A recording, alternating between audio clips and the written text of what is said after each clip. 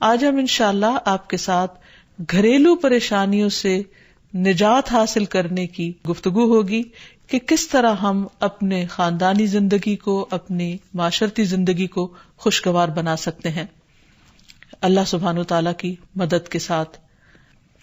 جہاں تک گھریلو پریشانیوں کا تعلق ہے تو اس میں ہم دیکھتے ہیں کہ ہر گھر کے اندر کوئی نہ کوئی چیز ایسی ہو جاتی ہے کہ جس سے باہمی تعلقات میں بدمزگی پیدا ہو جاتی ہے۔ بعض افراد کی طبیعت میں غصہ زیادہ ہوتا ہے، بعض لوگ جھگڑالو ہوتے ہیں، بعض لوگ شکی مزاج کے ہوتے ہیں، بعض لوگوں کو اونچا بولنے کی عادت ہوتی ہے، بعض لوگ دوسروں کو مختلف باتوں پر زج کرتے رہتے ہیں، بعض لوگ اپنی ذمہ داریوں کو ٹھیک سے نہیں نبھاتے۔ تو یہ تمام چیزیں صرف نہ یہ کہ ایسے انسان کو خود بلکہ اس کے آس پاس رہنے والوں کو اذیت میں مبتلا کر دیتی ہیں۔ اب اس میں انسان بعضوں کو سمجھانے سے بھی کام لیتا ہے، دوسروں سے بھی مدد لیتا ہے، لیکن پھر بھی مسئلہ حل نہیں ہوتا۔ تو صحابہ کرام تو اپنی جوتی کا تسمہ بھی ٹوٹ جاتا تو اللہ سبحانہ وتعالیٰ سے مانگتے تھے۔ تو اگر گھر کے اندر کسی قسم کی ناچاکی یا پریشانی ہے تو اس سلسلے میں بھی ہمیں اللہ تعالیٰ کی طرف رجوع کرنا چاہیے، اور پھر اس کے ساتھ ساتھ دوسرے کو جو مشکل پیدا کر رہا ہے سمجھانا بھی چاہیے۔ جہاں تک لڑائی جھگڑے کا تعلق ہے تو اسے منافقت کی علامت بتایا گیا۔ آپ صلی اللہ علیہ وسلم نے فرمایا کہ منافق کی 4 علامتیں ہیں، ان میں سے یہ کہ بات کرے تو جھوٹ بولے، وعدہ خلافی کرے، امانت میں خیانت کرے، اور جب وہ جھگڑا کرے تو گالی دے، یعنی جھگڑتا بھی ہے اور گالی بھی دیتا ہے۔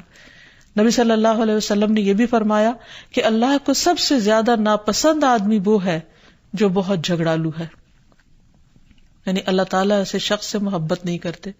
اس لیے اگر آپ کسی سے بات کر رہے ہو تو اس کی بات توجہ سے سن لے۔ چھوٹی چھوٹی باتوں پر جھگڑنا اور دوسرے کے ساتھ بد اخلاقی سے پیش آنا یہ درست نہیں۔ پھر اسی طرح مومن جو ہے وہ کبھی بد اخلاق نہیں ہوتا، اور بد اخلاقی پھر منافقت کی علامت ہے۔ رسول اللہ صلی اللہ علیہ وسلم نے فرمایا، تمہارے یہ نسب نامے کسی کے لیے گالی کا سبب نہیں ہے، تم سب آدم کی اولاد ہو، ایک دوسرے کے قریب ہو، دین یا عمل صالح کے علاوہ کسی وجہ سے کسی کو کسی پر کوئی فضیلت نہیں۔ آدمی کے برا ہونے کے لیے یہی کافی ہے کہ وہ فحش گو ہو، بد کلام ہو، بخیل ہو اور بزدل ہو۔ پھر اسی طرح آپس میں محبتوں کا نہ ہونا، بہن بھائیوں میں ناچاکی یا شوہر بیوی میں ناچاکی یا والدین کے ساتھ محبت کا نہ ہونا، یہ ایک طرح سے اللہ تعالیٰ کی طرف سے ایک آزمائش بھی ہو سکتی ہے اور ایک عذاب بھی ہو سکتا ہے۔ مومن تو محبت کرنے والا ہوتا ہے، اور اس شخص میں کوئی خیر نہیں جو محبت کرتا نہیں اور لوگ اس سے محبت نہیں کرتے، اور لوگوں میں سب سے زیادہ بہترین انسان وہ ہے جو لوگوں کے لیے فائدہ مند ہوتا ہے۔ تو اس لیے بہت ضروری ہے کہ خاندان کے اندر باہم محبت پائی جائے۔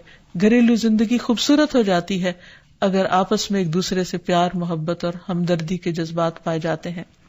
پھر اسی طرح بعض اوقات گھریلو زندگی میں بدگمانیاں بہت تکلیف دیتی ہیں، یا گھر کے کچھ افراد سنی سنائی باتوں پر یقین کرتے ہوئے دوسروں کے خلاف بدگمانی پال لیتے ہیں، تو اس سے بھی پرہیز کرنے کی ضرورت ہے۔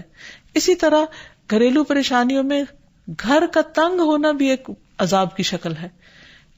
اس لیے نبی صلی اللہ علیہ وسلم نے ہر وضو کرنے کے بعد جو دعا سکھائی اس میں خاص طور پر یہ دعا آتی ہے کہ اے اللہ میرے گھر میں وسعت پیدا کر دے، یعنی ایک تو دلوں میں وسعت ہو اور دوسرا یہ ہے کہ جگہ بھی کشادہ ہو۔ رسول اللہ صلی اللہ علیہ وسلم نے فرمایا 3 چیزیں بدبختی میں سے ہیں۔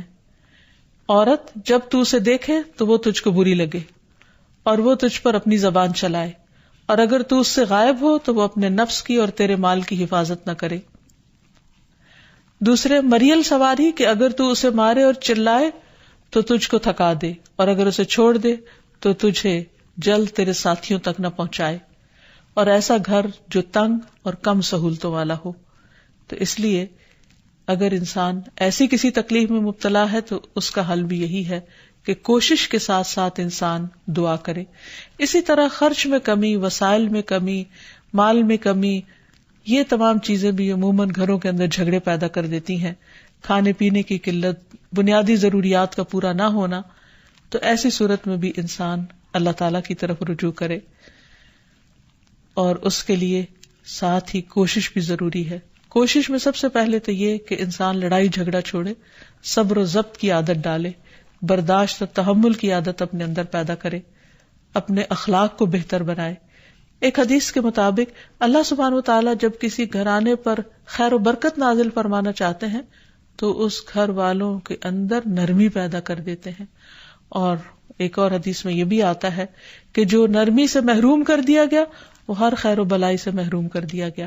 تو اس لیے گھر کے ہر فرد کو اپنے اپنے رویے پر غور کرتے ہوئے اپنے اخلاق کی اصلاح کرنے کی ضرورت ہے، اور دوسروں سے توقعات زیادہ رکھنے کی بجائے اپنا طرز عمل اچھا کرنے کی ضرورت ہے۔ اور گھر والوں کے ساتھ بہترین ہونا نبی صلی اللہ علیہ وسلم کی سنت ہے۔ آپ نے فرمایا، تم میں سے بہتر وہ ہے جو اپنے گھر والوں کے لیے بہتر ہو، اور میں تم سب کی نسبت اپنے گھر والوں کے حق میں اچھا ہوں۔ یعنی آپ نے اپنی مثال دی کہ میں سب سے اچھا سلوک اپنے گھر والوں سے کرتا ہوں، تو تمہیں بھی اگر اچھا بننا ہے تو ایسا ہی کرنا ہوگا۔ پھر اسی طرح گھر والوں کو زیادہ سے زیادہ فائدہ پہنچانا۔ حسن بصری سے مروی ہے کہ اللہ تعالیٰ کے نزدیک پسندیدہ بندے وہ ہیں جو اپنے اہل و عیال کو سب سے زیادہ نفع دینے والے ہیں۔ پھر اسی طرح پیار و محبت سے رہنا۔ اگر لڑائی جھگڑا ہو بھی جائے یا کوئی غلط فہمی پیدا بھی ہو جائے تو اس وقت خاموشی اختیار کر لینا، مناسب وقت کا انتظار کر کے اس غلط فہمی کو دور کرنا ضروری ہے۔